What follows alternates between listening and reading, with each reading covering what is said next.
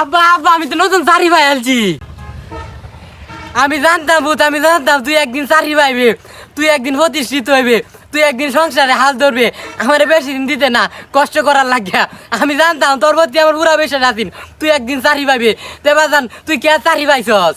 আব্বা আব্বা আমি পাইলটের চাকরি পাইছি। পাইলটের চাকরি পাইছস? পাইলটের চাকরি আবার কি? তুই কি পাইলট সিগারেট বানাইবে?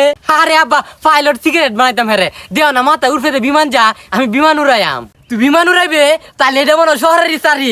কারণ আমি আজ অবস্থা আছি মসজিদ তো সবাই রে বিরিয়ানি খাওয়াইয়াম, আমার বুতে আসমান দিয়ে বিমান উড়াইবো।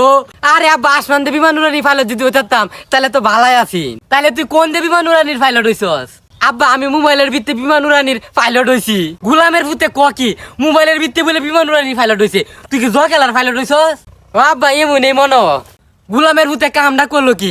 আমি আবার মনে হচ্ছে বুঝি বিমান উড়ানির পাইলট হয়েছে, অন বলে হ্যাঁ বলে জ খেলার পাইলট হয়েছে।